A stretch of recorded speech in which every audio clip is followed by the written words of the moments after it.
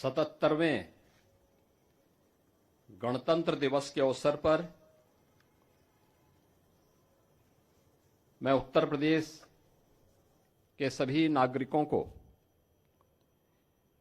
हृदय से बधाई देता हूं।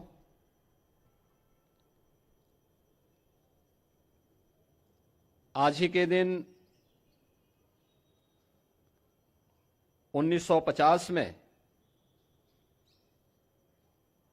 भारत का संविधान लागू हुआ था। 76 वर्ष की इस यात्रा में अनेक उतार चढ़ाव हमारे इस संविधान ने देखे हैं, लेकिन इस सब के बावजूद एक भारत श्रेष्ठ भारत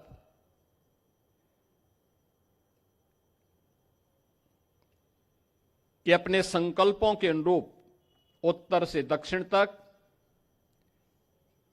पूरब से पश्चिम तक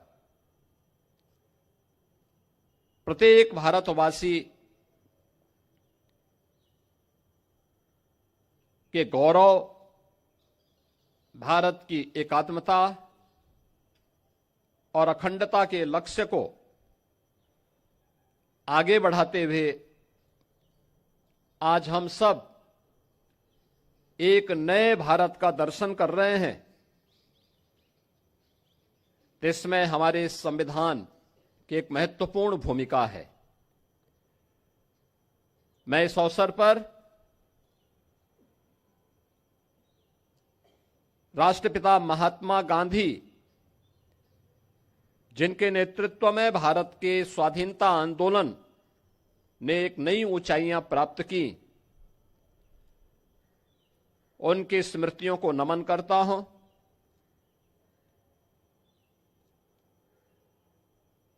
भारत के संविधान के सभा के अध्यक्ष,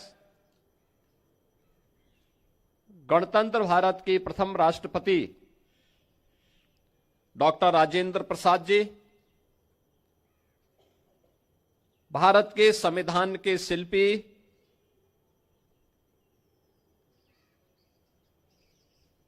बाबा साहब डॉक्टर भीमराव अंबेडकर,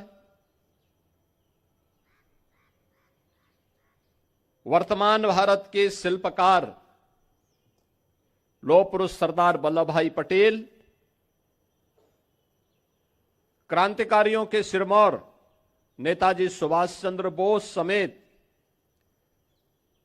भारत माता के उन महान सपूतों को,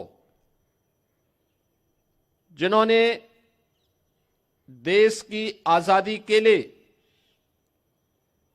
अपना सर्वस्व न्यौछावर किया, इस आंदोलन में बढ़ चढ़ करके भाग लेकर के देश की आजादी को सुनिश्चित किया और स्वतंत्र भारत में देश की सुरक्षा के लिए, आंतरिक और बाह्य सुरक्षा के लिए अपने आप को बलिदान किया है। ऐसे भारत माता के सभी ज्ञात अज्ञात सपूतों के प्रति विनम्र श्रद्धांजलि अर्पित करते हुए उनकी स्मृतियों को मैं नमन करता हूं। हम सब जानते हैं कि 1947 में 15 अगस्त के दिन देश आजाद होता है। उससे पहले भारत के संविधान सभा के निर्वाचन संपन्न हो चुके थे। डॉक्टर राजेंद्र प्रसाद जी के नेतृत्व में भारत के संविधान सभा के निर्माण के उपरांत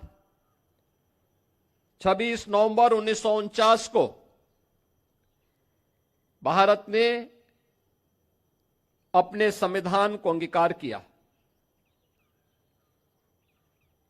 आज पूरा देश 26 नवंबर की तिथि को संविधान दिवस के रूप में आयोजित करता है। हर भारतवासी का दायित्व बनता है कि हम अपने संविधान के प्रति पूरी श्रद्धा और पूरे समर्पण भाव के साथ कार्य करें, क्योंकि सम और विषम परिस्थितियों में भारत का इस संबल बना है।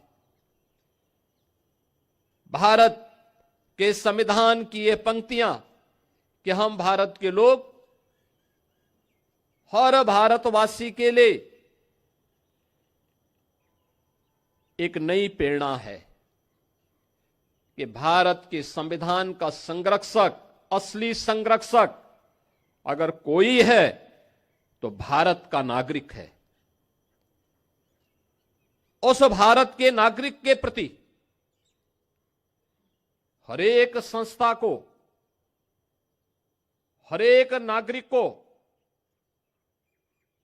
हरेक मंत्रालय और विभागों को अपनी जवाबदेही को सुनिश्चित करना होगा और यह संविधान के प्रति हमारे समर्पण के भाव को भी व्यक्त करता है। हम सब इस बात को जानते हैं कि जब भी हम संविधान की मूल भावनाओं का अनादर करते हैं तो वास्तव में भारत माता के उन महान सपूतों का, जिनके बल पर, जिनके दम पर यह देश स्वतंत्र हुआ, हम उनका अनादर भी करते हैं। यह अनादर भारत के संविधान का नहीं बल्कि भारत के उन महान पुरुषों का अपमान है जिनके बल पर यह देश स्वतंत्र हुआ।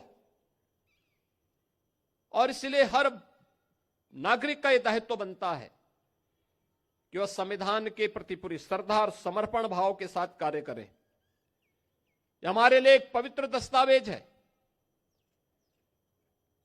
जो हर विपरीत परिस्थितियों में हमारा मार्गदर्शक होगा। भारत को एकता और अखंडता के सूत्र में बांधने से लेकर के देश के अंदर न्याय, बंधुता और समता के एक भाव को प्रत्येक नागरिक तक लागू करने के सपने, इस अभियान को निरंतर आगे बढ़ाने के इस क्रम को हमें जारी रखना होगा। याद रखना, ये तीन शब्द भारत के संविधान के, न्याय, समता और बंधुता, हर नागरिक को बिना भेदभाव के न्याय मिले। देश के अंदर जाति, मत, मजहब, क्षेत्र और भाषा के आधार पर किसी प्रकार का भेदभाव न हो। परस्पर समता और बंधुता का यह माहौल पूरे देश के अंदर आगे बढ़ेगा तो भारत को विकसित भारत बनाने के प्रधानमंत्री मोदी जी के अभियान को कोई रोक नहीं सकता। विकसित भारत की संकल्पना हर भारतवासी के लिए गौरव का क्षण होना चाहिए, क्योंकि यह क्षण केवल देश की आर्थिक समृद्धि का मात्र नहीं, हर नागरिक की खुशहाली का दिन होगा। हर एक नागरिक के जीवन में कई गुना समृद्धि का दिन होगा। लेकिन इसका रास्ता समाज के अंतिम पायदान पर बैठे हुए व्यक्ति से प्रारंभ होता है। हमारे गांवों से, हमारी गलियों से, समाज के अलग अलग क्षेत्रों के अंतिम पायदान पर बैठे हुए उन नागरिकों के माध्यम से यात्रा आगे बढ़नी चाहिए। हर एक स्तर पर आत्मनिर्भरता का यह भाव हमें आगे बढ़ाने के लिए सदैव उसके प्रति, उस भाव के साथ आगे बढ़ना पड़ेगा। याद रखना, भारत के संविधान के शब्द जिनके बारे में प्रधानमंत्री जी बार बार कहते हैं कि इन तीन शब्दों ने भारत के संविधान को दुनिया के सबसे बड़े लोकतंत्र के रूप में भारत को स्थापित करने में सबसे बड़ी भूमिका का निर्वहन किया है। आजादी के पूर्व देश को सामाजिक रूप से तोड़ने के लिए, विभाजित करने के लिए अनेक दुष्चक्र प्रारंभ हुए थे। कुछ लोगों ने क्षेत्र के आधार पर, कुछ लोगों ने भाषाई आधार पर, कुछ लोगों ने जातीय आधार पर देश को विभाजित करने के अनेक षड्यंत्र रचे थे, लेकिन वे सभी षड्यंत्र अधिक दिनों तक टिक नहीं पाए। जब भी संविधान के मूल भाव को कमजोर करने की साजिश होती है तो आप इस बात को देखते होंगे कि कहीं ना कहीं से इस सुगबुगाहट भी शुरू हो जाती है, जो सुगबुगाहट वर्तमान में उन भावों को कमजोर करता है जो न्याय के सिद्धांतों के विपरीत हो। भारत का संविधान व्यष्टि नहीं, समिष्टि के उस भाव के साथ हम सबको जोड़ने की एक नई प्रेरणा देता है। कोई व्यक्ति अगर यह कहता है कि मैं न्याय से ऊपर हूं, मैं संविधान से ऊपर हूं, मैं व्यवस्था से ऊपर हूं,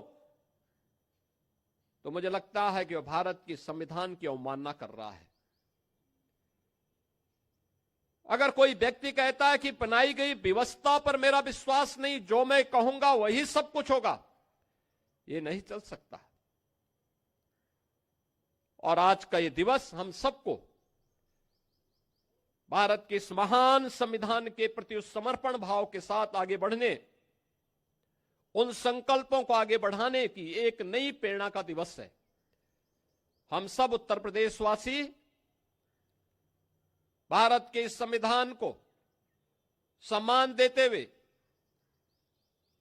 उन सभी राष्ट्र नायकों को, जिन राष्ट्र नायकों का एक ही ध्येय था और वह था राष्ट्र प्रथम का भाव,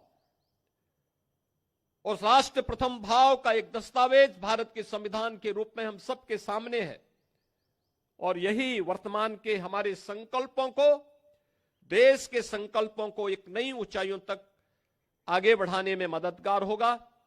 मैं आज के इस अवसर पर पूरे प्रदेशवासियों को 77वें गणतंत्र दिवस की एक बार फिर से हृदय से बधाई देते हुए अपनी शुभकामनाएं देता हूं। धन्यवाद। जय हिंद।